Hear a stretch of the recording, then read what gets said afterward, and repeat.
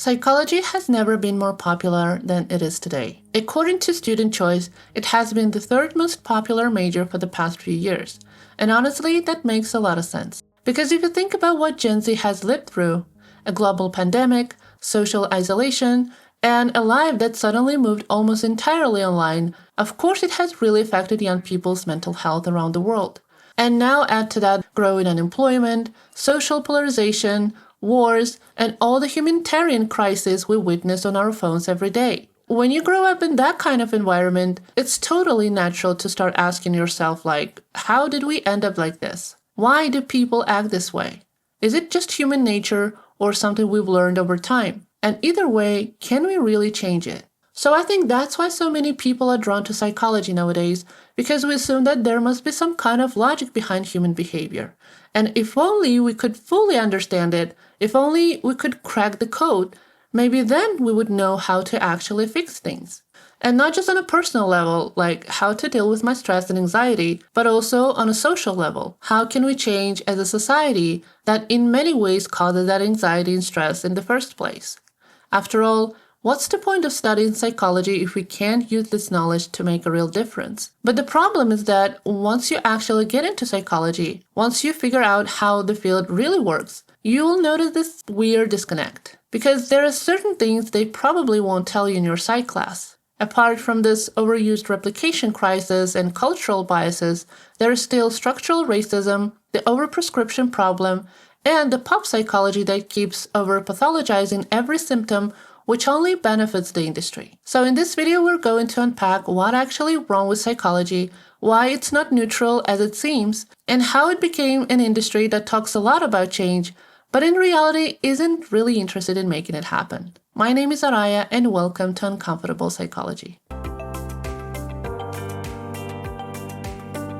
First off, let's take a look at the book called Controversy and Psychology by Philip Bayard. He's been a professor at Nottingham Trent University for 25 years, and in his books he points out something pretty uncomfortable. He mainly exposes the controversy psychology creates for itself. So, psychology presents itself as the study of the mind and behavior, aiming to understand and improve behavior across all different areas of human life, right?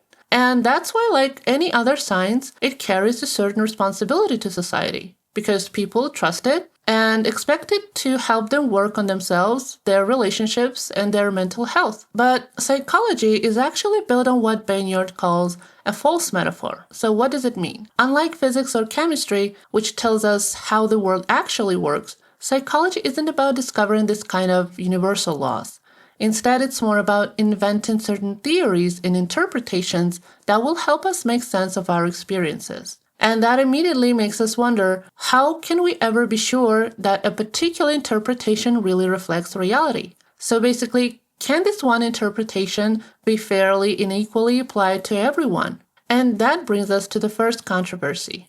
In psychology, when a piece of evidence can be interpreted in multiple ways, its value automatically depends on other factors like context and the people. In scientific terms, this connects to several concepts like relativism, interpretive flexibility, and cognitive appraisal theory. They differ in details, but the core message is the same. Data by itself doesn't actually mean anything until people give it meaning. And when it comes to people, we have to deal with human nature that has always sparked endless debates in the social sciences. Because at its core, it has two fundamental dimensions, the individual self and the social self. And even though they're constantly in tension with each other, both are equally essential if we want to have not just a healthy person, but also a healthy society. And the main problem is that modern psychology tends to prioritize one side more than the other.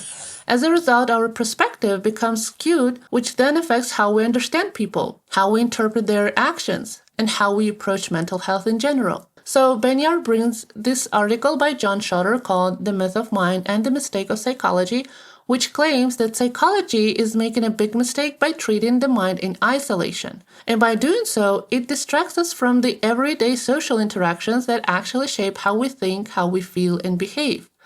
We can see how that creates this illusion that the I can exist without the you, what people now call main character syndrome, where a person's needs always come first and their sense of self feels completely separate and self-sufficient from everyone else. But in reality, we're constantly dealing with influence, expectations, and frustrations when things don't go as planned. Because in our everyday life, we depend on other people in our family, at work, and in relationships. So in other words, our behavior is always negotiated, and most of what we do happens in relation to others. And in broader context, it was never about the individual. It's about the collective responsibility and accountability we share to make society function. Of course, there is a certain difference between society and community, but we will talk about it next time. So for now, what Benyard points out is that psychology can't just be a science that passively observes human behavior, like some people like to think, assuming that just watching people makes it neutral and truly scientific. But whether they like it or not, psychology inevitably becomes an agent of social change. That's why it's more of a moral science than a natural one, because the way it studies and treats the mind determines which interpretations get valued, get promoted, and which ones people are subtly guided to adopt. But in this case, when psychology focuses only on individual change, it creates a natural split. A person either ends up isolated and disconnected from their environment, or they find themselves in constant conflict with it. And it all happens because everything is personalized, every emotion, every decision, and every struggle. But why does the field keep putting everything on the individual? And this is the part nobody wants to admit, but psychology is not and never was truly neutral. In fact, in many ways, it actively maintains the status quo. So you have to remember that psychology is a big industry, especially in the West. There is enormous funding, public and private contracts, and tens of thousands of students entering the field every year. For example, a recent report says that the global mental health market is expected to hit $537 billion by 2030. And like any big industry, psychology has a vested interest in keeping things the way they are. Here, stability is profitable. Critique is not. And as a business, psychology maintains a highly lucrative alliance with the pharmaceutical industry, particularly around antidepressants. And the global antidepressant market alone is projected to reach over $33 billion by 2032, growing steadily each year. Now, don't get me wrong, that doesn't mean all psychologists are scheming to profit from people in need. I believe there are many of those who genuinely want to help people. But as a profession, psychology rarely goes against the system. Instead, it focuses on fixing individuals rather than the institutions that cause harm, even when the research exposes them. For example, a number of studies on structural racism show that minority communities are often left alone dealing with the stress and depression caused by systemic discrimination. And one of the main coping tools offered is, of course, antidepressants. But again, the big concern about researchers isn't their use. It's the unregulated overprescription, which can actually put people's lives at danger. For instance, a large study by Bansal and colleagues found that long-term antidepressant use was linked to higher risk of heart problems, cardiovascular disease, and even death from any cause. When earlier, studies found that this happens within just a year. If you didn't know, in the past, antidepressants used to be something mostly prescribed to older adults. But now, more and more young people and even kids are being put on them too. Why? Because today, you don't have to be a psychiatrist or a clinical psychologist to prescribe them. In the US, for example, the share of antidepressant prescriptions written by nurse practitioners rose to 33.1% in 2020, making them the top prescriber group. However, studies show that this treatment for kids is often low quality, especially for Black and Hispanic youth, where the real causes for child depression are usually economic and structural issues. Once again, you can see how the industry profits from these inequalities, putting the lives of vulnerable populations at risk. Of course, we have other subfields like moral or critical psychology that specialize in topics like discrimination and racism, but those branches are still the minority. The bigger machine of psychology that gets the most funding, authority, and power tends to serve very different priorities.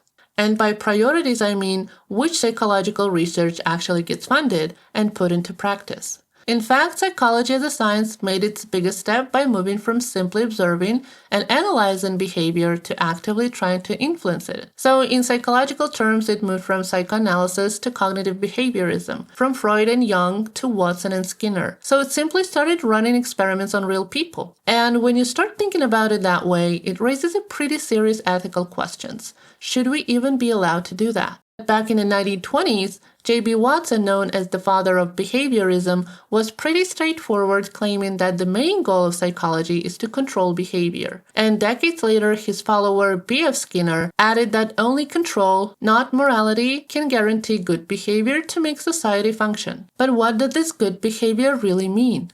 So let me give you an example. Imagine researchers are trying to figure out how to make a company's employees more productive. And they eventually come up with certain strategies to boost teamwork. Stuff like rewarding better communication, avoiding conflicts, and getting everyone focused on the same goal, which seems like a good thing. But what if the same method could be used to manipulate how people feel about a certain group, just based on how they look, what they wear, or the way they speak? Suddenly, a tool for good becomes something much more dangerous and can lead to some serious consequences. So here's the hard truth. Psychology doesn't just observe inequality, it actively reinforces it. And honestly, it does this in a very subtle way. The truth is, a lot of psychological research is built around differences between people and groups, instead of focusing on their similarities. That can be useful, for instance, when we are comparing adaptive versus maladaptive behavior, or when we want to find out certain patterns in incarcerated populations compared to the general public.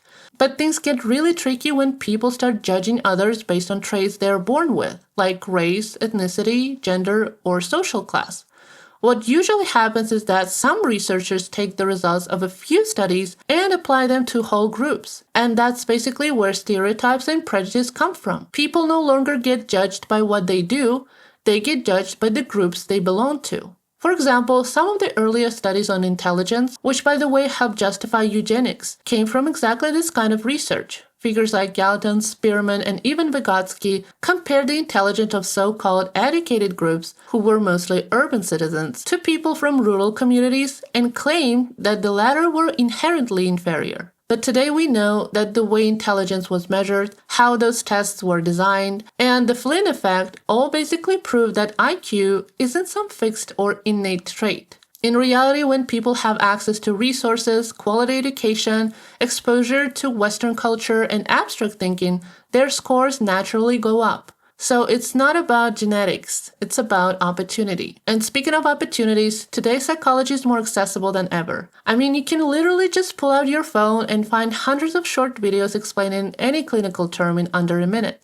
And while a lot of that pop psychology is frankly misinformation, the idea behind it actually goes back to the APA itself. Back in 1969, George Miller, the president of the APA at that time, reminded his colleague that the real purpose of psychology is to promote human welfare. And since it can't do that alone, he argued that APA should give psychology away, instead of keeping it hoarded by a group of people trying to control everyone else. So basically, if everyone has access to psychological knowledge, it could finally help change society for the better. But what Miller probably didn't anticipate was how much our culture would shift over time. Today we live in a really aggressive capitalist world where change is framed exclusively as a personal project and something that you do only for your own gain. And that's how pop psychology gets sold today. And it's not just books. We're talking online courses, TikToks, affirmations, newsletters, everything. But right now, the self-help industry prefers to use hashtags like self-improvement, self-optimization,